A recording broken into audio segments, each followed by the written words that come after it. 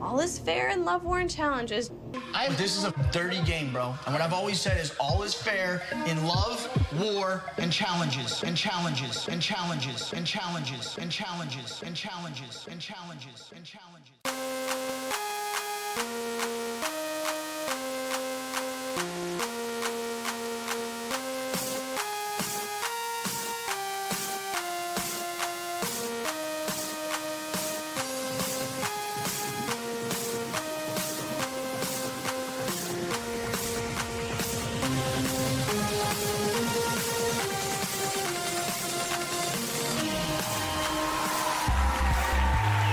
Good posters. Welcome to another episode of Love, War, Challenges.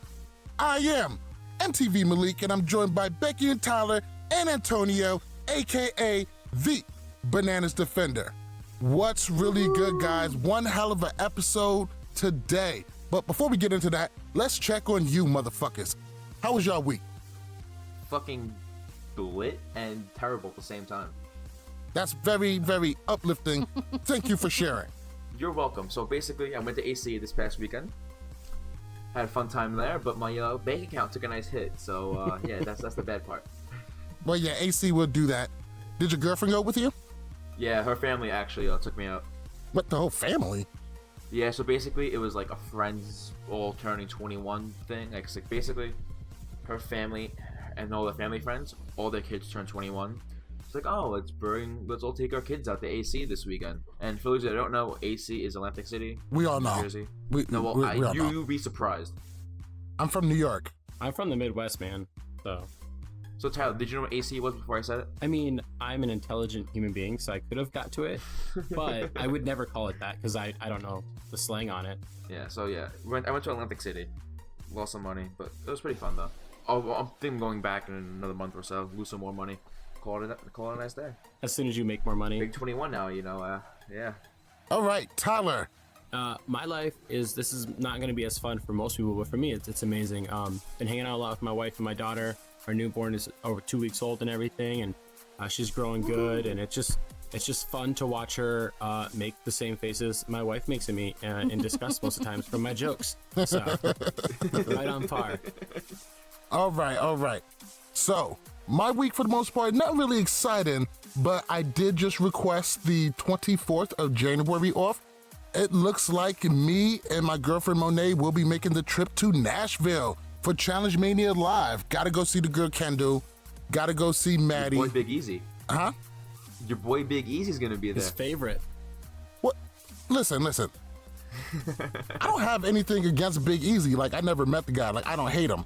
I'm not a huge fan of his performance on the challenge, but he hasn't been on the challenge in forever. I'm pretty sure as a guy, had the experience of being in a challenge. Not a big fan of his performance, but shit, who says any one of us could do any better? I'm always down to give somebody a chance. Remember your 8-minute spiel on Big Easy? You should say that in front of his face. If Big Easy wants to hear my spiel, he's gonna have to subscribe to the podcast, just like everybody else. But one, I didn't say anything out of line. I said what I said, and I still stand by that. So what you're telling me is you're getting soft on him because you're going to see him soon. I'm not getting soft. I just said that I stand by everything I just said. I don't hate Big Easy or anything. When it comes to Big Easy, like, yeah, you can obviously dog on like how his performances are on the challenges and everything, but I mean, he's won a lot of eliminations. But these events, I mean, you're going to go meet the guy Big Easy. You don't get that nickname without being likable, and being chill and everything. So I'm sure it's going to be a great environment for you to hang out with him, and I'm sure you guys are going to vibe well if you get to talk to him. Absolutely. What am I going to do? Hey, Big Easy, I did a podcast one time and shitted on you. All over your ass. Let's get a drink. Yeah, exactly. Like I said what I said, and... He said it 100% as a competitor, not as an individual person. Completely different. All right. Let's go ahead and get into today's episode. Episode 11, Season 34. So, as soon as we come back into the house, Theo and Jenny are feeling the heat. No, because I'm done. I'm disgusted with my team and their snakiness. They've absolutely done Georgia so dirty for no reason at all. They don't care who you are, how good you are. You've got to think about winning, not who you like in this game. Finals here. Because you got 5, we got 4. Then we're in the final. Yeah. And then you got the No, we numbers can't. still. Not with Kaylee. Of course we can't with Kaylee. No. Are you going to carry on your back? Yes, if I need to. I'm not working for somebody else who can't be asked to pull away. Tell you that now. Look, I don't trust anything you say. Okay, fine, we'll just get there. Win or lose, you're going to vote me in regardless. No, we don't. They're going to do the same on their team. You lied to me at every opportunity. I trusted you, Josh. Jenny and Theo are in a state of panic right now because watching Georgia get sent in to the proving ground just scared the crap out of them. I have zero hope or trust. I got no reason to We're try not asking anymore. you to trust us. We're just asking you to win. You know, well, I don't want to win either. What's the point? So at this point, Team UK is looking decimated. The strongest players are dropping like flies, and Theo and Jenny are definitely feeling the heat. Probably Theo some more. He knows that the next challenge is going to be a guy's day. Do you guys feel like Theo and Jenny deserve to be in the spot that they're in? Like, pretty much at this point, everybody chose their bed. And either you chose right and lined up with the right people, or you chose wrong. This late in the game, I feel like as a team, you want to have the best people with you because you want to win. If you're going to stick, honestly, look, when you look at them, Jenny and Kaylee, they're two different athletes. Well, I mean, one's an athlete and one's really not. So I would rather have Jenny on my team than Kaylee. So in my mind, I would do whatever it takes to make sure Jenny stays. I would do whatever it takes to make sure Theo stays. Like I said on Twitter today, no, we look at accomplishments from last season. We all give Turbo and Ninja major props for being the hardest final ever.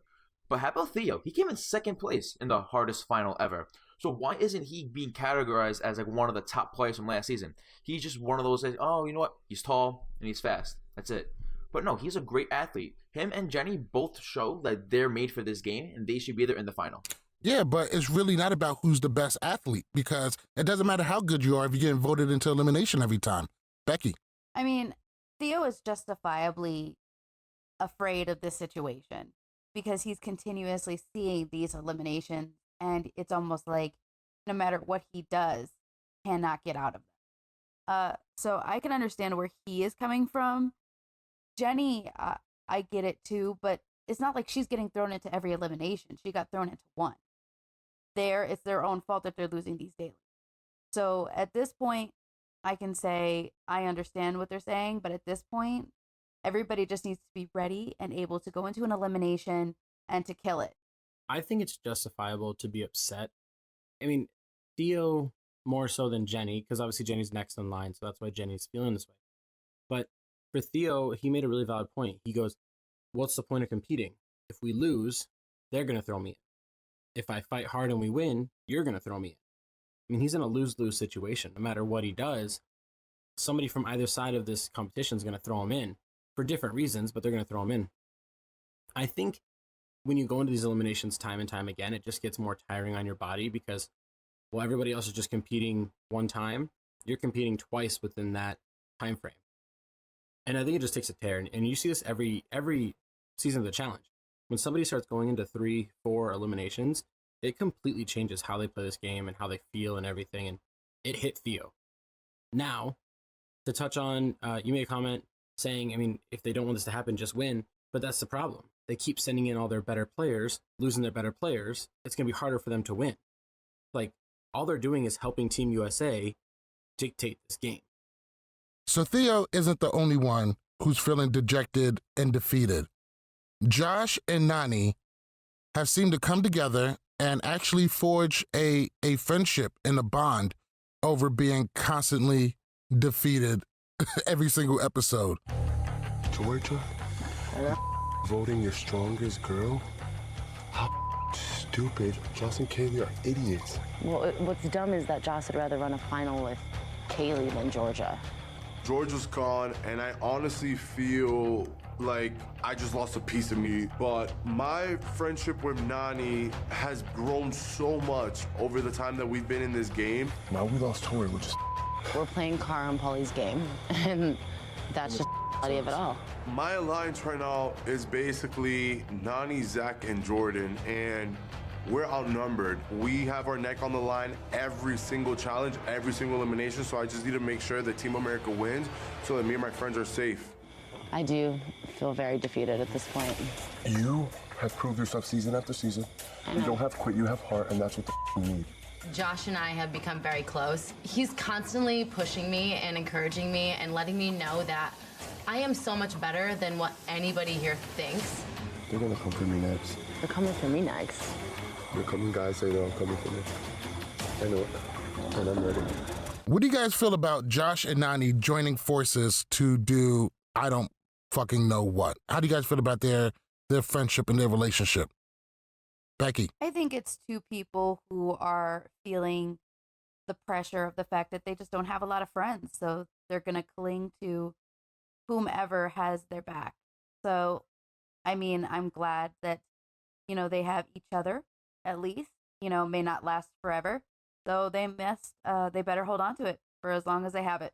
Yeah, that's 100% right there. I mean, it makes sense, but Josh seems to be, as much as everybody dogs on him, pretty genuine that he kind of wants to work with people that he gets along with, you know, and likes. And that kind of shows every season, the past 2 seasons. And so, I mean, I think it's just he has a friendship with Nany developed here, and that's why he's working with her and everything. I think it was created through bananas in the beginning, but I mean, it makes sense to stick with who you've been friends with. The saying goes, the enemy of my enemy is my friend, and that's how they were brought together. They both have a common enemy throughout the whole entire game. And I agree with Tyler said. I think Bananas clearly had a major role on it because he seems to be the common denominator on how their friendship really aligned. So, do I think their friendship is genuine outside the game? Probably not. I don't think they're going to go out partying together, but I feel like their alliance in future challenges could definitely be strong because, you know, they've been able to trust each other now. So, I'm all for it. Let's go ahead and move on to the daily. All right, guys, welcome to your next challenge. Today's challenge is called Temple Wall Traverse. There are 6 climbing walls suspended 35 feet above the water. Cool. Now, on the sides of these climbing walls are painted tiles to match the Roman numerals that are painted on these walls. Your team will be divided in half and placed on opposite sides of the wall. So when I say go, you're gonna grab one of those tiles, you're gonna race onto the walls, and you're gonna find the exact match. Each player can only place 2 tiles per turn. And you cannot go again until everyone on your side of the wall has gone. Now get this done as fast as you can, because the entire time, the opposite team will be on 3 cranks separating those walls. It's gonna make it way more difficult to get this done. The team that works together to place the most tiles in 15 minutes will win today's challenge, form a tribunal, and life will be good. Woo!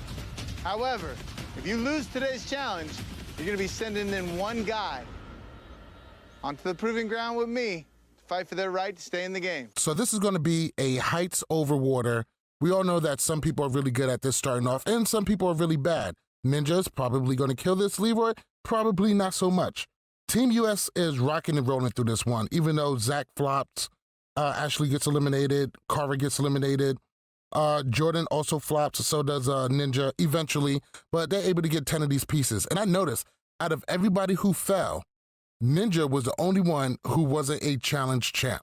My opinion, that I thought that going second in this challenge was a huge disadvantage for Team UK because while they were rotating those pedals or whatever they were, I mean, they were exerting energy where it didn't seem like they were getting as many results from moving those things. I mean, do you guys think that them going second in this challenge actually hindered them? Absolutely. They look tired, but at the same time, they're going second. They're able to see what is working and what isn't working. If anything, I think they should have been smart enough to actually go easy on the hand cranking and figure out a strong strategy. It didn't really seem like much strategy played in this elimination. It looks like it was mostly endurance and strength and balance. The thing that should have happened is they should have picked their best climbers to not touch the turn wheels and let them do the climbing, and then let everybody else who like D and everybody else who was too scared to jump on there do the spinning wheels.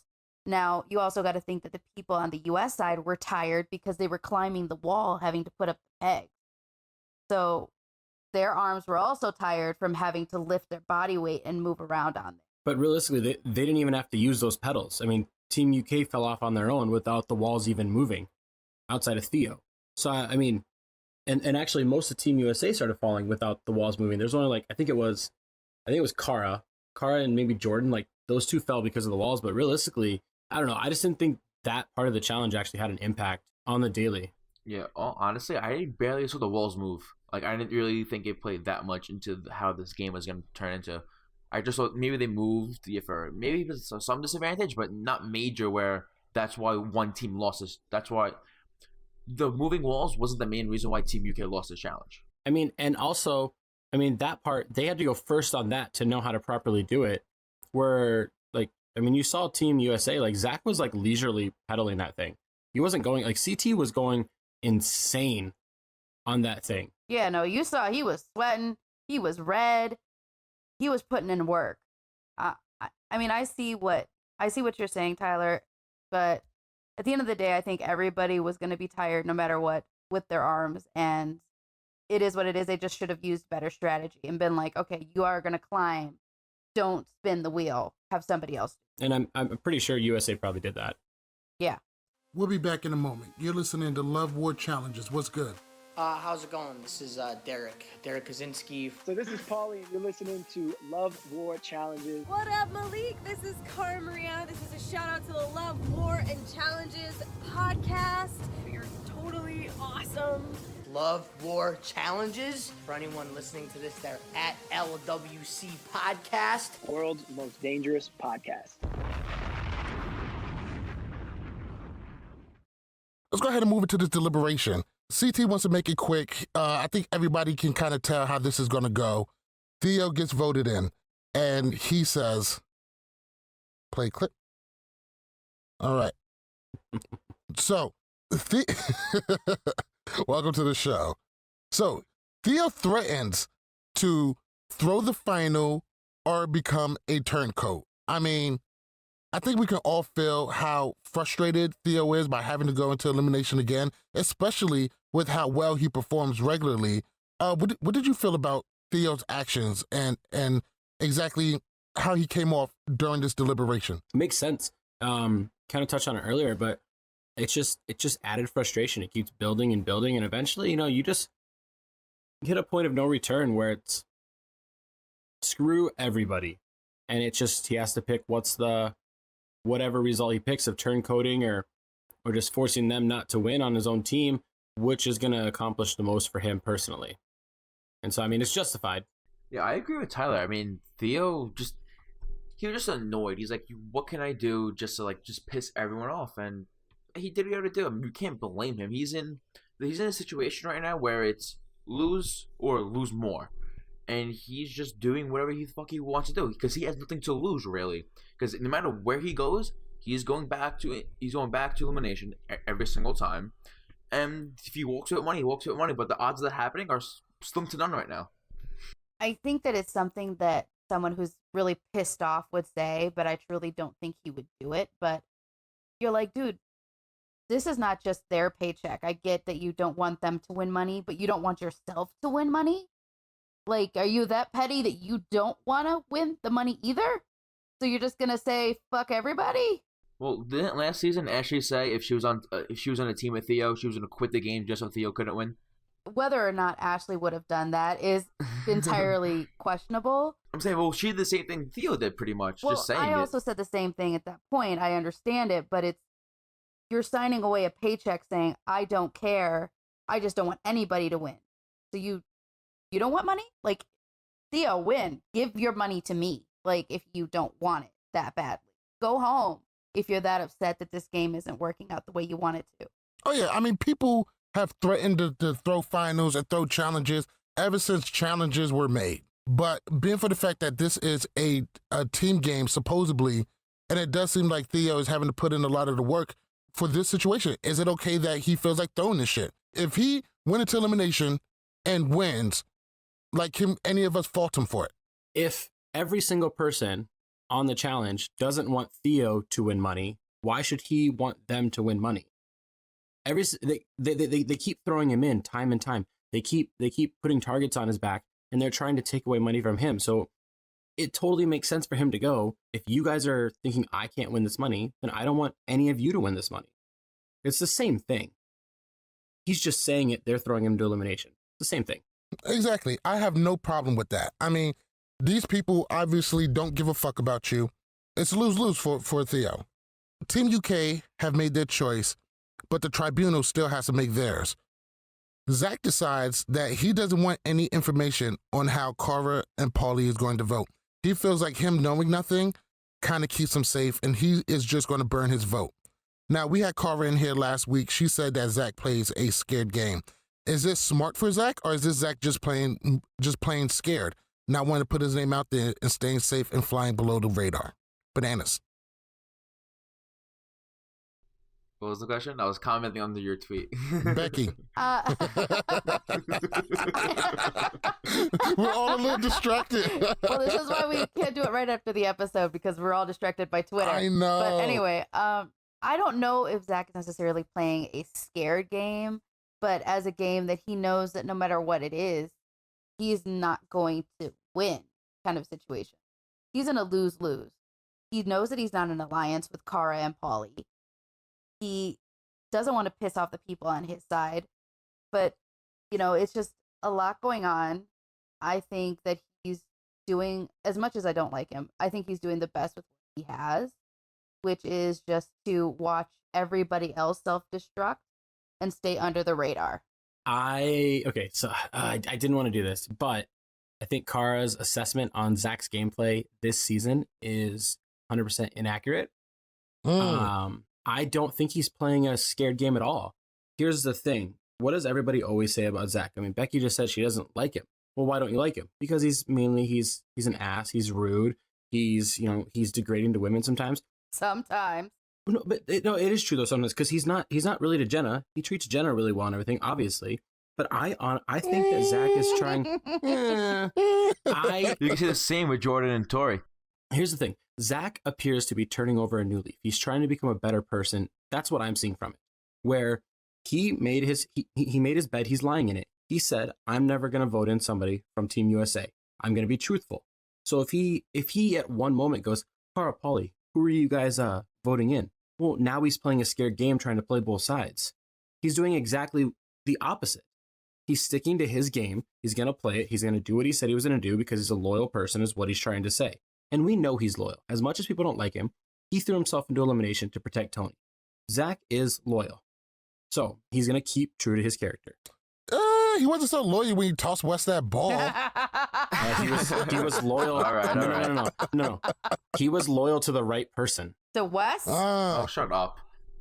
Yeah, no, here, real quick. Can we have a side question? Sidebar. Okay. Wait, let me answer my thing first. I know, but I'm actually I'm going to ask you this question, Antonio.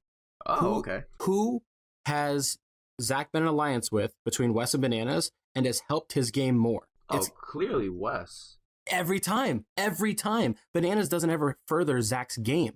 So why does... It's not that. It's more so that Zach will always find a way to go after Bananas before Bananas go after Zach. And we've seen it numerous times. I forget the season. I want to say Free Agents, but I could be wrong. It's a clip of Zach saying, we gotta get Bananas out, when they were clearly working together. If I'm in an alliance, why the fuck are you saying that? You don't say shit like that. If we're in an alliance, we want to see the final together. You don't want to make a plan to get me out. No, that doesn't fly. But Wes, on the other hand, Wes will get Zach out, but Wes won't do it. Wes will have other people say, you know what? Send this person in, and they'll take Zach out. And Wes will mastermind different moves for someone else to do that. Bananas just plays a straight-up game. He'll just say, you know what? We're doing this, we're doing that, we're doing that. Wes manipulates people into doing his dirty work. And we've seen it time after time. And the time you're referencing, and I don't want to keep on this too long because this is not about Wes and Bananas. That could be a whole other podcast idea right there. But obviously, for other people, you're referencing Battle of the Exes 2 when literally Leroy had power, and he was obviously going to throw in Wes and Teresa. And Leroy said, "Make me your number one." And Wes said, "I can't because Zach's my number one." And he said, "The only way Zach's not my number one is if Zach's not here." He didn't throw Zach under the bus. He stuck to his guns. He just said the only way. He basically said, "Take Zach out, and I'll welcome you in." If you want, that's what Wes basically said, because he manipulated Leroy's mind. He's a manipulator. That is the greatest manipulation listen, in history. As much as I hate Wes, as much as I hate him, I respect his game. He knows how to get in people's heads, and I respect him for it. But do I trust that little bitch? No. We now return to our regularly scheduled podcast. Oh, shut up. And I'm over here just eating popcorn, tweeting. Let's go ahead and talk about, see, this is cool. Can I just lean back and just bring the mic to me? This is awesome. All right, let's go ahead and talk about the star of the show. Me? Josh. Oh. Oh, no. So this episode, Josh is sour grapes. He calls Cara a bitch. He keeps making claims that Paulie and Cara is running this whole game. And it's funny because we heard from Cara when she was here last week, and we heard from Kaylee on this week's episode. That wasn't exactly the case. Josh is on the table. The girls are very willing to feed Josh into the proving ground. So we come upon a scene where Josh and Cara is talking, and Josh is pretty much like, oh, I'm ready to go in. I don't really care. I do whatever is ready. I'm not about to kiss nobody's ass. I mean, if you guys want to win the final, blah, blah, fucking blah.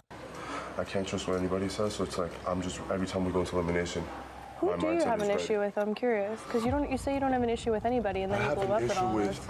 Like, who's your biggest issue with in the house? Is it just Paulie? On the game level, though, I do have an issue with you, and I do have an issue with him, because so I feel just like me and him. You don't have to explain no, it. I have a few because people. I hear you say to everybody, like, I don't have an issue with you, I don't have an issue with you. That's not true. Are you And gonna then let you me said, talk, or is it always gonna be like you just talk over me every single conversation? I'm literally asking, remember? I'm mentally ready to go in if that's what you guys are gonna do, because you guys, you have your plan. What I'm saying is you play a very manipulative game. Oh, thank you. And I didn't know I was that good. Josh, it's like he's just a walking contradiction, emotional just wreck. And he is completely inconsistent. I don't want him in this game. if you guys want to throw me in, go ahead. Hope you win the final like that. Cara, I realize that if we're not praising you, if people are not following your orders and being a minion and following everything you want us to do, we become public enemy number one. Not gonna kiss anybody's ass. How do we feel about Josh right now? Is Josh standing up for his friends and he's making a stand? And he's making a stand against the Cara cult? Or is this him just being emotional, being a crybaby, and just being mad that he's always outnumbered and isn't able to get the job done? And still has not fucked Amanda. Oh, no. Are you going to play the clip? That would be in every episode ever. Man, we're never going to get him on our podcast. You need to chill the out before challenges. You're too stressed. I'm realizing with our team, something's not working. Oh, you're just now realizing And I'm realizing that we it's lose every challenge. It's our communication. But also, I think that there needs to be, I'm a very affectionate, passionate, like, I need like the female touch. I'm doing a little bit of flirting with Amanda. I think that she's hot, but not only that, the way that she carries herself, just her sex appeal, her confidence, she drives me crazy. There's so many girls in this house. Go hook up and get massages. Yeah, but I'm trying to build my team dynamic with you so we can become a better team. It doesn't benefit me to give them good when I can give you good. Disgusting. It could potentially help us win. I think the situation here is that we're both sexually frustrated and you want to I'm not at all. Josh is just more of like a brother to me. Like, he's really emotional, he's young, and he's a little too nice. Why don't you kiss me to shut me up? That'll probably stop me from talking. Ew, because then I'll throw up. If he's on the block, like, what the fuck is Josh doing? Is this the time to be making stronger enemies with a stronger alliance? Like, what the fuck is on his mind? Becky. I mean, I think that he's letting his emotions get the best of him, which we all know he does. And just by outright saying, I don't care if you guys send me in, is a clear indicator of, okay, you don't care? Then we're just going to send you right on in there then. Why don't you just volunteer yourself at this point? But yeah, it does seem like he's making it an easy choice. And I mean, I get it. He's frustrated that the numbers aren't working in his favor. But I do say that all these people over here complaining about the Cara Paulie alliance, that if this weren't reversed and this was Banana's alliance with everybody, that everybody wouldn't be cheering in the background. Like, yes, use those numbers against them. So it is what it is. And, eventually Josh is going to get put in and Josh is just going to have to be ready for it. Yeah, I'm sure he'll do great. Tyler. So the answer to your question is actually yes to both. He is being over emotional, but he is staying true to his alliance, and he's kind of, just gonna fight head on. Now, I have a theory about this because obviously, like, I break everything down. I break every individual conversation that happens on an episode. Yes, we know you analyze stuff. I know. That's what I do. Okay. What if Josh knows if Jordan wins an elimination, he's gonna turncoat? But if I win an elimination, I keep Jordan and myself on Team USA. So why not get them to throw me in? I mean, because he knows it's going to happen. He didn't want Tori to turncoat last week. I mean, that's makes sense in my mind. And even if we or the challenge universe doesn't think Josh is competitive and can do well in an elimination. We don't. But here's the thing. He almost took out Cam and Ashley. Almost. And if it wasn't for a flawed elimination, he probably would have. Now, he has confidence in himself, so he thinks he can beat Theo. I don't know why. I don't know, but he's just a very confident person. So maybe he's just trying to, smoke screen and get the target off of Jordan because he wants to keep Team USA who it is.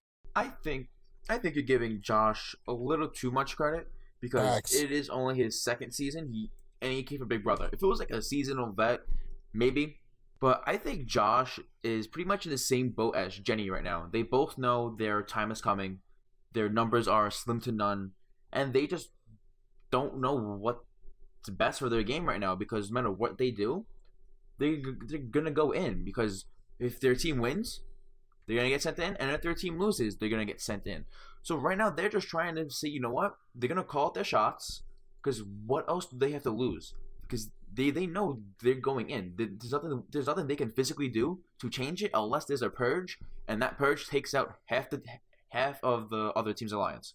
Malik, before you jump in, here's the thing. I think that the only reason why you're so upset at Josh is that he was your number one pick in fantasy this year. He's not delivering the stats for you, and that's all it is. Like, you're a fan. You know what? He's used to that because he drafted Saquon Barkley in the first round. That's why, and he's underperforming. See, the thing is, I don't have a problem with Josh. And I'm only speaking from what I see on TV. But I don't like the way he plays the game. I don't like his interactions. I don't like his interviews. I don't like his fucking bandana. I don't like his stupid shirts. I don't like his Twitter account. I don't like his fucking eyebrows. So I'm not really a judge. How about his pots and pans?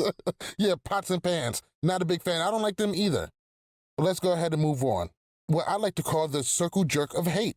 We come upon a scene. It's Jordan, Tori, Zach, and Josh sitting in a room, and they're having a conversation. I'm gonna call that bitch out for the trash that she is. We busted our ass for our team. We've given it all.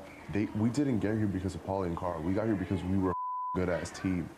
And they're so full of themselves that they think that they can win that final, knocking me or Jordan out of the game. Josh will always be nervous whenever Cara is in power. We've seen Cara vote in other team members before, so Josh has his guard up and he is just ready to go when or if Cara and Paulie says his name. I'm not gonna kiss those ass to stay in this game. I'm gonna go and give them my all and then come back. They better be prepared for the hell that I'm gonna give them. Do you think they're doing it because they think that Theo can beat you? I'm confident going up against him. I'm not scared to go up against him. I'll go up against anyone. I don't even know what to believe, or who to trust anymore because I just feel so over by everyone. I just rather be ready than go into that proving ground and have my team screw me over. The more time I spend around them, the more I realize there's like very few, if any, likable qualities that none. Either of them have. Everybody has a little bit of hate in their heart, and they're the perfect people to dump that hate out on. Yeah. Their relationship to me makes me sick. It's cringe. It's cringe. So, it doesn't seem like Paulie and Cara is going to be invited to anybody's wedding anytime soon. What do you guys make of this circle jerk of hate? They're just sitting in there, and it looks like they just hate where they stand at a team. At this point, shouldn't they all just turncoat if they can't get it done on Team US? I honestly think that we're at the point in the season, and I said this a couple weeks ago, that once somebody actually turncoats, it's just going to be a domino effect, and it's going to be one after the other, turncoat after turncoat. And that was my prediction. And I mean, with the way they're talking and the way they're hating and they're bashing, it makes sense to, want to go to the other team. And try and beat the person you're not working with or getting along with. I don't recall you saying this. I did. No. I remember when you said it. It was like 2-3 episodes ago. Come on. No, but I agree. All it takes is one person to start the fire, and then everyone else keeps burning. The thing is when you're looking at things in a certain way, they're literally just giving the other team the ability to have a scapegoat to always throw them in. I have absolutely no doubts that if Team UK keeps losing, that they're going to continuously throw Jordan and Tori in, mostly because they have no real loyalty to them. They're not really technically UK. So I think that though it is a smart decision to walk away from a team that is obviously not working with you. We'll be back in a moment. You're listening to Love War Challenges. What's good?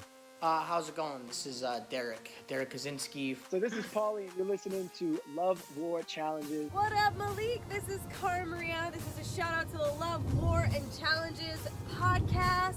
You're totally awesome. Love War Challenges. For anyone listening to this, they're at LWCPodcast. World's most dangerous podcast.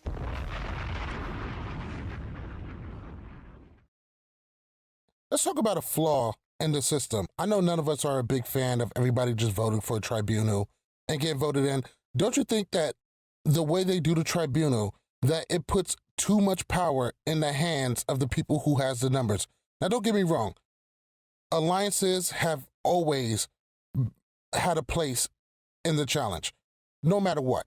Whoever has the numbers, you know, they're usually going to run the game for a good portion. But it seems like if you don't have the numbers, it's so bad for you in this way because you have no way to get into that tribunal. You have no way to wield any power. Once you don't have the numbers, it seems like you're fucking done. Is any of you guys getting that feeling also?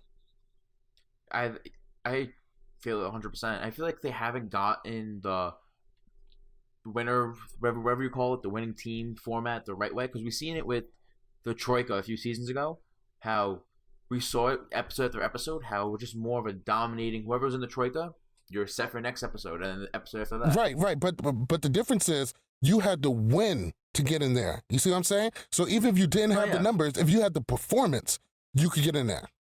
I think the numbers, what really messed this season up, besides the tribunal, was the way the elimination was formed. By you being able to throw in your own team in, I feel like that's what screwed this season, not the tribunal. Because the tribunal, yeah, you win your team, you get to vote on someone, that's fine. But by you being able to put someone on your own team into elimination, that's where it gets all tricky, like, oh, then you have to be safe and stuff like that. That's where it matters most. Okay, but that's where the turncoat comes in. Now you have it, so if your team is going to throw you in constantly, you can jump to the other team. So they have an out in that way. I think that part's great. The tribunal format, here's the reason why it's messed up. It is messed up. It's flawed. There's an issue with it. But the reason why it's so bad even more this season is because, like you were saying with the Troika was almost the same thing. Yes, there were times when getting in the Troika was top 3 performers, but there were other times, like on a swimming challenge they did, where you just voted in yourself. And that's who is the Troika. And MTV and the challenge gods, if you're listening to this, I don't hate you. Please don't smite me. But they didn't adapt, and that's the issue. When there's a flaw in the system and you continue to let it be a flaw, that's where people like Antonio aren't super big fans of the season. And but when it comes to the turncoating is a great twist because you've never been able to just like leave a bad situation and go to a better one or just a different one. And now you can. I think that aspect is great. I mean, could you imagine on like I don't know, like on last season, if like you won an elimination, you could trade your partner for somebody else? Oh my God. Holy shit. Oh, fucking chaos. I think the best elimination format, like where they had it with the winners and stuff, was Final Reckoning, where you win, you're safe, your vote counts as twice, and whoever gets into elimination, you vote for them, you go against them. I agree. I think that was the best one we've seen hands down in a while. By far, yes. I love the fact that you were able to call out the people who voted you in, and that's the only people who you can call out.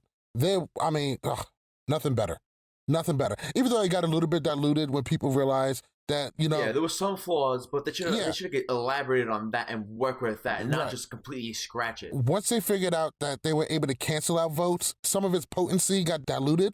But for the most part, I love that. I love, all right, you get voted in, you can only call out the people who voted for you. More of that. We would love to see that. But let's go ahead and move on to this proving ground. Theo comes down, and then it's time for the tribunal to vote. Zach, as we all knew, Zach burns his vote on Josh. Elaborate this. Yes, on the account of his small testicles, feeling like there'd be no retribution for the act. Oh my God, that commentary was hilarious. I thought so too. Yeah, definitely. It was great to see Zach shine a little bit on that one, and I think he was also 100% right. I think Josh will be able to let this roll down his back, and it wasn't really a move against Josh. I think Josh knew that he was burning it. Paulie votes Jordan. We all knew it was between Jordan and Josh, and then Cara, all comes down to this. Josh. Cara, what the are you doing? That was not part of the plan at all. What is going on? Why aren't Paulie and Cara voting in the same way right now? Where's the tie? I was just kidding. It's Jordan. which I thought was great. I thought that was great, just to fuck with Josh a little bit. She has every right to go after him a little bit. He's been a total dick to her, and I fully support that. I thought it was funny. But Jordan is going down into the proving ground against Theo, who at this point is undefeated. Now, let's talk about good idea, bad idea. Was it a good idea or a bad idea to put Jordan in against Theo? I'm gonna go first. I thought that it was a great idea. They knew they had to get Jordan out. And when you start looking at the people who have the ability to take him out, it's not a lot. I mean, Rogan is completely untested. Josh, he does okay, but Jordan is one of the best. You're definitely not putting in nobody from Team US. CT probably will have a good shot, but really depends on what the elimination is going to be. I think overall, the best overall person you could put against a Jordan would be Theo. If you're going to try to take Jordan out, this is the time to do it. Got to pull that trigger now. Bananas? I'm indifferent about this because I see the good and the bad. I feel like throwing Jordan in, if you're Team UK, you're basically in the same situation as last week, how you got the slight upgrade from Tori to Georgia, and now in this case you have a slight upgrade with Jordan from Theo. But if I'm Team US, do I really want to give them another strong player? Because yes, Jordan is a prick. He can be, he's annoying. But I really don't think Jordan has it in his own ego to throw a final. Competitions, maybe. But finals, no. I don't think he would have done what Theo was saying and throw an actual final. Because I know if Jordan's there, he's going to want that third win. Because he wants to get close to Banana's record, trust me. So that's why I wouldn't really throw Jordan in. I'll probably throw in a Josh. Hopefully maybe Theo comes to Team US and take it from there. And then maybe throw Jordan in the next male elimination, not this one. I think that the alliance members from Team US see Jordan as a cancer. And cancers, you have to cut them out and you have to get rid of them fast, or else they're going to destroy the whole team. I get why they pulled it on someone like Theo, who is an incredible competitor, and he has taken out a lot of strong players this season. So I'm trying to give it up for Bananas. You took out Bananas. You took out Bananas. Bananas isn't a strong elimination competitor. Well, he's a strong overall competitor. Now I disagree with everything you said. Rest of the podcast. And your record's your record. And let's give it up. Here's the Michael Jordan of the challenge. Like, taking out Bananas isn't as hard as it used to be. It's almost a fucking rite of passage these days. Hey, you're new? You're going to be a badass? Show Bananas the door. Remember, he almost beat Bananas. Bananas made a mistake, and that's what fucked him up. So if Bananas had not made the mistake, he wouldn't have gone home. So I think that Theo is an overall strong competitor and a good, strong elimination competitor. He thinks it through, he pushes it. And I think that he was the best option. Whether or not it was smart, I think it's hit or miss, because these eliminations are always a toss-up. And I know we're going to talk about it, but yet another, tailor-made elimination for one side. No. Jordan has already had How is an it elimination with sledgehammers. He's also known to have worked with sledgehammers his entire life. So slightly different. Jordan wasn't guaranteed to go into elimination, though. That's the it's difference. Not like Ninja, where Ninja was guaranteed to be. Now, when Ninja was in elimination, she was already in it. There wasn't maybe she's not going to be in it. She was in it. So yes, I am sure but that Jordan, the producers had a feeling that this is what was going to happen. They're not stupid. From what we've heard with having people here, like Cara and Paulie, they told us that and based on what I heard of Challenge Mania podcast with their own guest, producers don't know until they get there. Because I can easily tell producer, you know what? Yeah, I'm going to throw Jordan in. Fuck it, why not? And then the second I get there, I mean, you know what? I see elimination. I'm going to change my mind and not let production know. So it's not really tailor-made because you don't really know. If it was, another hall brawl for Theo, then I can easily, you know what? Theo did this before. Maybe it's tailor-made for Theo. No, but he didn't almost win that. He had to fight to win that hall brawl against a nearly broken Kyle. It was a tailor-made for Theo because Zach made a good point of pointing out that Jordan knows how to wield a hammer. He won an elimination against one. So then, honestly, if in that situation, if Cara and Paulie saw a hammer there, they should have realized, you know what? Fuck it. Let's throw in Josh. Let's throw in or someone else. No. They should have Jordan is still the proper choice. If somebody's going to be able to take him out, it's going to be Theo. Tyler. Can I disagree? Yes. Oh, this is the thing. And we were talking about this earlier, where we all don't have to agree and that's okay. And that's where I sit right here. I think if I put my shoes in their alliance, if you put in Jordan and he wins and he turncoats, that's actually worse for your team because Jordan helps out your team more than Josh helps out your team. If you put in Josh and Josh loses, your team is still better. Even if Jordan's a cancer, Jordan is a performer. And Jordan's a guy that has, he's won 2 out of 4 seasons. He's made 3 out of 4 finals. I would want that guy with me, not Josh. What if they have another elimination and they have Josh go down there and Josh wins? Now they're stuck with Josh for the final. That's a mistake they made. And Jordan has only ever lost 1 elimination. I believe now, I hate saying things if I'm not factual on it, but I'm pretty sure he's like 5-1 or 6-1 now in eliminations. His only loss was punching a wall, which with one hand is pretty hard to do. And who did he lose to? A guy with 2 hands. We'll continue. What was his name? He was one of Johnny Banana's 3 elimination wins. Yes. Hey, 3 elimination wins. 8 wins. But anyways, Jordan's only ever lost 1 time, and he's never lost when he's been voted in.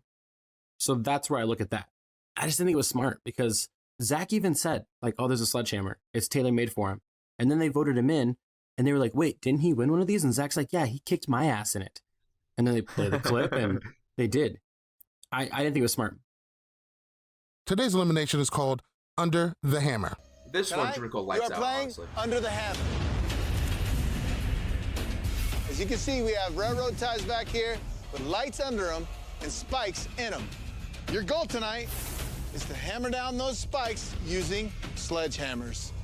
You're gonna hammer down the spikes far enough that they break the lights at the bottom. First person to break all their lights out will win tonight's elimination round, stay in the game. Loser goes home empty-handed. Got it? I think so. This is not gonna be easy, you guys. Good luck. Come on, baby. Now, this is a fucking cool elimination. You gotta hammer through the spikes and bust out a light. I mean, it's pretty fucking dope. So when it kicks off, Theo is killing it out the gate, and Jordan is right behind him. But right when Jordan hits about the 4th light bulb, and you can see it come out. I've also done construction. And I was the lead man on a demo team, which is pretty much they give me a sledgehammer and I get to go fucking ham for 4 days destroying shit. So so right around the 4th light bulb, I see him get into stride and he's swinging it. And as soon as I seen it, I was like, holy shit, it's a wrap for Theo. Theo gassed, and plus he doesn't know how to properly swing a sledgehammer. Jordan gets to win. He gets to win pretty handily. He fucks Theo up in this elimination. How did you guys feel about the elimination on the grade of 1 to 10? How did you guys feel about it and why? Tyler. Yes, first. So the name-wise, pretty unique, pretty cool. the way it looked, cosmetically and everything, what they had to do, it's pretty good. I don't know if there's any way to make it better where it was more head to head, because it was kind of just like doing your own thing. But I mean, I give it a solid 8 because of how cool it looked and everything. But then again, all they were doing was swinging a hammer at the end of the day. I'll give it an 8 as well. I feel like it was pretty cool. It was unique. It wasn't too exciting, but it could have been if wasn't Theo too got exciting. Oh, you're I'm saying, wildin'. let me finish. Jesus, it wasn't too exciting because Theo didn't really get into the same groove as Jordan did. If Theo did, and we saw, how like it was, they're both at 10 lights, who's gonna win? Like we saw in previous eliminations with Theo, where it was always neck and neck. Theo got smoked. That's why I'll give it an 8. If Theo made it close, I probably would have given it a 9.5. I feel like these eliminations, for some reason, they're like nail biting at the same time, really boring. I don't know. Nail biting. Halfway through it, I get bored. But I'm also intrigued to see who wins. It's an interesting feeling. It was a very interesting elimination. Wasn't very visually like impacting, just a couple guys swinging some sledgehammers. So, I mean, I wish it was a hall brawl, but not everything can be hall brawl, I guess. Next week. Shadow. Do you see how I slipped that in there? Well, I'm going to give this one a 8 out of 10. I thought it was a great elimination. Did seem a little tailor-made for Jordan on this one, but there's no reason why Theo couldn't beat him in this one. He does have the length. He's a little lanky, but he has the strength to drive those nails. He just couldn't swing a hammer as good, and that's why he lost. But a solid 8 out of 10, definitely enjoyable. I did find it exciting, despite what some other assholes may think, and that's why I rank it. I mean, what is interesting here about this elimination is that the pacing was pretty cool of it. And actually, I was keeping track of how it went until MTV completely stopped showing us all the nails going through and hitting the lights. But Jordan got the first one done, went up 1-0 like we expected. And then it actually was 4-1 where Theo was winning. Like Jordan struggled for a second and couldn't get those. And Theo kind of hammered him home right after the other. And then it all turned. And like you said, he smoked him. The end result was 12-6. That is embarrassing. The fact that Jordan did twice the amount of work in the same amount of time. And that just goes to show how underrated Jordan actually is. I don't think he's underrated at all. I think people know that he's good at this. Even when it comes to Paulie and Cara, they say that, he's a great competitor. He's just an asshole. They don't like him. And in true vet fashion, after Jordan wins, he does what so many great vets have ever done. And he looks at the whole Team USA and pretty much is like, F you, you're cool. He doesn't do exactly what Wes does, but he pretty much says to Paulie, if you want to take me out, you better come do it yourself, which is great. Yeah, I respect that. It's great TV. And Paulie even gave him props. He, Paulie said himself, he's just like, because they're both super hyper competitive. He's like, I feel like, me and him have a lot in common. So I feel like that's why he was able to kind of just able to take that, because Paulie would probably be doing the same thing if he was in the same situation. And of course you feel good. You got thrown in, you beat the person who they thought, would be able to beat you. Like, I get it. After Jordan gets the W and does a little bit of showing off, well deserved. He deserves every second of showing off that he got. He gets down on one knee. TJ, almost nothing more would make me happier than going back to the US and sabotaging every thing they do. Because these miserable people do not deserve a cent of that final money. But you know what? You know what would make me happier? If Tori Deal would make me the happiest man in the world.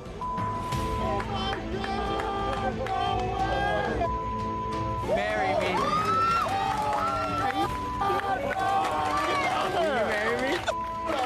Will you marry me? Are you serious? Yeah, baby. What? Will you marry me? For real? Yeah. Shut up, yes. I'm gonna throw up.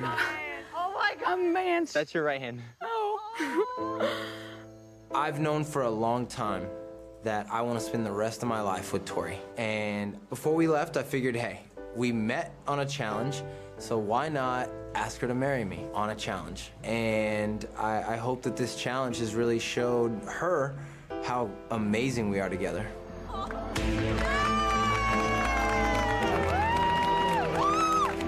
Most of the cast is completely elated, except for one Cara Maria. She's gonna be paying for that ring when he sabotages our team. Sorry. Are you kidding me with that comment? Nope.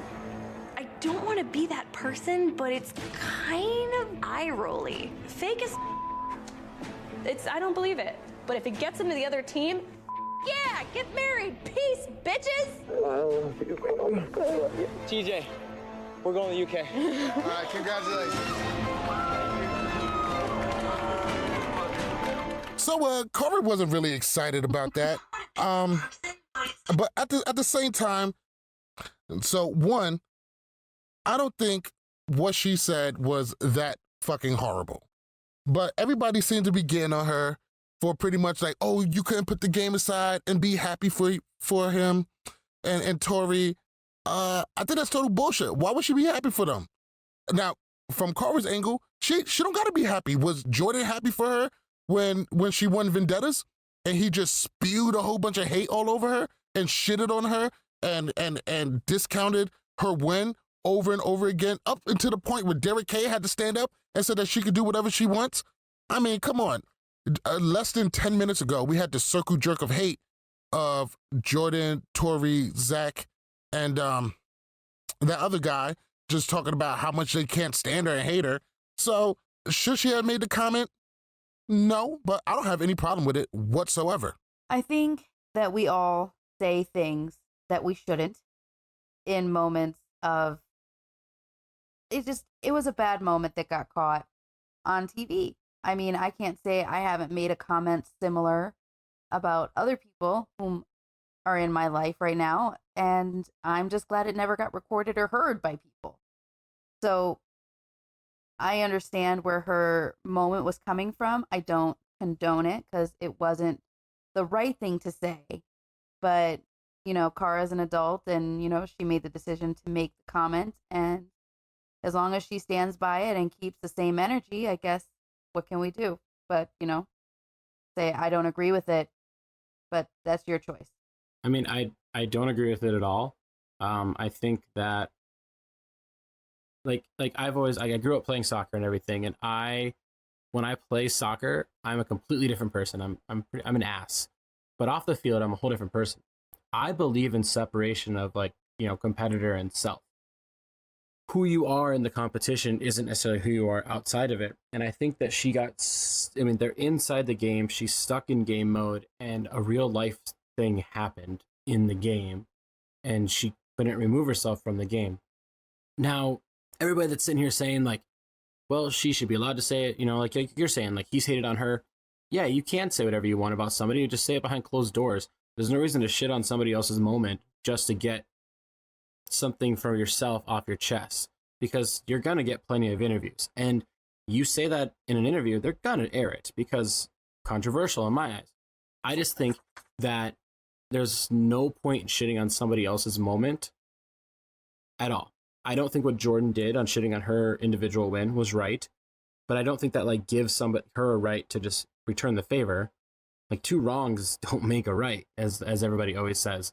So I think that she's justified in her feelings towards the situation, but didn't need to voice it right then, right there. You're saying voiced it. It's not like she fucking grabbed a megaphone and said, hey, Jordan, hey, Tori, fuck your wedding, you know? But she didn't, like, ruin anything, you know? She said it to one person. It was still out in the public. I mean, let's say if Zach was right behind them, right in front of them, and he could easily hear them. But honestly, though, I give him major props to Paulie, because he realized the second she said it, it wasn't the time or place to say it. Let them enjoy their moment, because let's just say, what if someone heard Cara? Let's just say... Oh, plenty of people heard Cara. Well, then and there at that moment I'm talking about. And it basically ruins their moment, because most people... It doesn't really. They still had their moment. It's not like she went down there and said it in their face or started kicking dirt or tried to rip the ring off of Tori's hand. But just like Tyler said, she's still stuck in game mode. And when it comes to other cast members complaining about Cara, they say that one of the biggest complaints is that she is always in game mode. And she doesn't separate. Wait, let me also say here too, that if this was on the other foot, with the fact that everybody shit talks Pauly and Cara's relationship, especially in the challenge world, that people wouldn't be like, oh, it's for TV, or oh, it's bullshit, and have them nasty faces. They would have been like, that's a fact. They would have been like, oh man, that's so cringy, it's so cringy, they're so corny. Exactly. So at the end of the day, let's not say that they wouldn't be trying to shit on their moment either. I'm not saying that. I understand 2 wrongs don't make a right. I'm just saying tomato, tomato, and everybody is holding people to different standards than they hold others, which again is a pot, meat, kettle situation.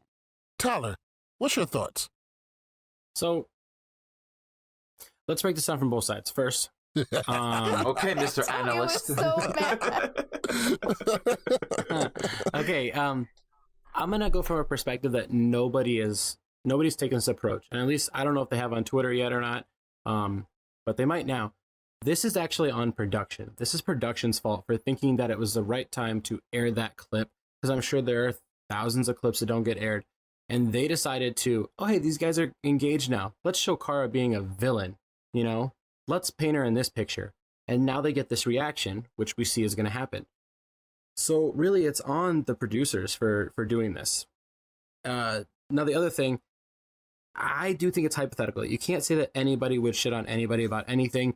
We said Jordan did about Cara on the challenge and everything, but the season before, everybody was saying the same thing about Cara before that victory. On Dirty 30, they were saying that she looked entitled, that she was feeling this way. And Jordan was with Tori. So now they go to fast forward to Vendettas. Cara wins. Jordan says the same things he was saying before she won. Granted, again, the wrong time, wrong place. And they're both being consistent here in how they feel about each other. I mean, this is like almost foreshadowing like a future Rivals season if they have like guy-girl matchups. I'm just saying, if they have another Rivals 4 and it's guy-girls, these guys are going to be a pair. Unless they really hurt Cara and put her with like Kyle. Or Johnny. If Johnny's we're gonna see a Johnny West rival pair before we see a Cara and Jordan. I wish. No, I wish that'd be fun. I know what you're saying, but I think that would be fun, Antonio. But realistically, Jordan and Cara have never gotten along ever. I mean, even going back to what they did 3 seasons together, 4 including this Rivals one. 2, final Free Agents, and Dirty 30. But honestly, and on Free Agents, they got along. Yeah, because Jordan's biggest target was Johnny Bananas, and so was Cara's. They were friends because of common enemies. Well, also, so she was banging Laurel. So Laurel and Cara at that time were friends. So yes. I think that also helped. So they were basically only rivals for Dirty 30 and now? So their rivalry isn't as rich as a lot of other people. So I don't really see them being a pair off the top of my head. If I think of Cara's main rival right now, I see Kyle. Regardless of who she has in the future, if I see a male-female rivals pair, I want Cara and Kyle. Ugh. All right, let's go ahead and move on to our episode MVP. Who won today's episode? One person. Bananas. You know what? Real quick. Does anybody here not think it's Jordan? I think it's Jory. You think it's them both? All right, so I think we can all agree that Jordan wins today's episode. He went into elimination, whooped ass, very convincingly so. Like, I feel gross. He killed it. He killed it. And then he came out, he talked his shit, he turned turncoat and going to Team UK, so he's gonna be a pain in the ass for the big alliance. And then he has a proposal, which, and I don't know if I said this yet, I thought the proposal was a awesome, sweet moment. Him and Tori have a great relationship. They support each other. They love each other very much. It's very authentic. And it was a very, very lovely moment. Lovely moment. And I love seeing it. Love seeing it. I don't think there's any way that Jordan doesn't win this episode. So now... We all agree. Yeah, we're all in agreement there. So let's go ahead and wrap it up with the hit list. Today we're going to do the top 10. Tyler, please get off of playing your Star Wars game and tell us. I was about to say, I'm like, is this mother ever playing games while we're supposed to be working? Yeah. Yeah, Camden just broke his wrist. All right, Tyler, give us your top 10 in this week's power rankings. Alrighty, let's start at number 10. We got the dad CT falling down a spot. Number 9 is big man Josh, moving up 9 spots. 8, Zach keeps his spot from last week. Rogan falls 1 to 7. Cam makes a leap by 5 spots to number 6. Josh moves up 2 to number 5. Cara stays put at 4. Paulie moves up 2 to number 3. I was almost going to do 2 number 1s, but Tori falls 1 spot to number 1, and Jordan moves up 2. He takes number 1 for the 4th time in 11 weeks. All right. Okay. So, 1, why is Josh number 9? His ass is on the chopping block. He didn't really do shit in the daily. He did get a little bit more TV time, but this is a power ranking, and he doesn't really have any power whatsoever. In fact, I'm pretty sure the next Guys' Day, we could probably, definitely expect to see Josh in there. Zach at number 8, I'm okay with that. Leroy not being in the top 10, I mean, we didn't see him much this episode, but whatever. Cam is kind of high at number 6. She got some TV time, but I don't remember seeing her do too much. Tori at number 2. Why? She turncoated and went to a shitty team and lost. She got proposed to by Jordan, which is so goddamn unlikable. You just said you were happy for them. Well, yeah, I'm happy for them, but I don't believe getting proposed to should move you up to number 2 in the power ranking. But those are my biggest gripes. Yeah, I just have one question, Tyler. What's with the Cam jumping 5 spots after doing nothing this episode? That's all I have. Everything else is pretty much set in stone. You can't really argue against it. Besides, I just don't see why Cam jumped 5 spots. I mean, I think that everybody seems properly placed, except for I agree with Malik that all Josh did this episode was cry. So I don't see why he would be in the top 10. And all Zach did was bitch and talk about how he got beat in elimination. I mean, and then he fell off a wall. No, he doesn't belong in the top 10. And I think CT should be pushed up further just because of how he did in the daily. Because goddamn, he looked like he was putting in work. But otherwise, everybody else is fine. Tyler, you are now able to defend yourself. Thank you, Your Honor. Wait, I didn't say you could defend yourself. Accept the critique. Well, I am the honor. You are not an honor. Malik is the honor. Okay. All right. So, as always, I'm right. You guys are wrong. But let me tell you guys why. God. Okay. So there's 4 people in question here. Let's talk about Tori first. Now, Tori fell 1 spot from number 1, but here's the thing: she's on a shitty team, yes, but that team just got significantly better with Jordan. It also can boost her morale because now her number 1 is right next to her. Also, if for some reason she ends up going into elimination against somebody, I mean, think about who Tori's gonna have to go into elimination against. Like Cara, Ashley, Cam, and Ninja aren't gonna throw each other in. So that means her only competition is pretty much gonna be like D, Kaylee, Nany. Jenny, yes, but that's 3 out of 4 good options there. She also had the most interviews on this. She had 16 interviews. That's not even including TV time away from interviews. So that's tremendous. She got engaged. I mean, her number 1 won in elimination and took out the best male eliminator this season. So that's why Tori stays in the top 2. Cam, 2 of you talked about this. So Cam moves up 5 spots. Cam actually was tied. She was 5th most interviews, which was pretty interesting considering the fact that she didn't have a storyline here. Now, the reason why she moves up is just because of the movement of others. They moved down. Leroy jumped below her because Leroy was on the TV for like a minute all at night. But also, Cam never fell in the daily challenge. So that's another positive thing to her. And her alliance continues to run. Let's talk about CT. I can't put CT up high. I can't move him because he didn't really do anything. I know you're saying he did pretty well in the daily, but he also fell. And he's just kind of there right now. He's just in the background. That's why he kind of falls. Now let's talk about the man of this power rankings that Malik doesn't like, and that's Josh. To your surprise, Josh had the third most interviews. The third most, which is insane considering the fact that Jordan and Tori had the most. I mean, that's because they got engaged, but Josh was the center of all storylines, and he never got voted in. I mean, he called out people to their face, and they still didn't vote him in. He's going to be in a good place to go into elimination against, I don't even know who he's going to go in against, but I think that he's sitting in a good spot. And the fact that he's getting so much TV time, I thought he was going in this whole time. That's just all it is. He moves up because of his TV time, his presence, the way he's not backing down from a fight. That's what it is. Did I miss anybody? No, but we don't really need your fucking logic and understanding and analysm. Bullying. Wait, is that a word? Did you just call it Analysm? bullying, Antonio? Whatever. Hey, so any of you listeners out there, just do know that we are looking for somebody to take over the power ranking aspect of our show. If you can come up with a better list than what this guy comes up with, the shit that comes across my desk every week, feel free to apply at suggestions at LWCPodcast.com. Let's go ahead and move on to the... Oh, shit. I think that's it. That's it. Oh, yeah, we're done. We're done. No, anybody what else? a great Anybody else fucking applying? episode. What a great talk, guys. What a great talk. I got pee so bad. Oh, Any of those applications can apply to suck my whole dick at Gmail. So... Oh, man.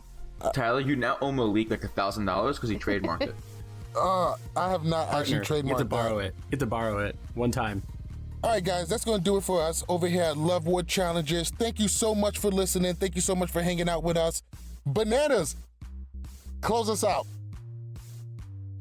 Another great episode, Podstars. Hope you enjoyed it. Make sure you stay updated by following us on Twitter and Instagram at LWCPodcast. Join us up on Facebook at facebook.com/lovewarchallenges. Also, check out our new website, LWCPodcast.com.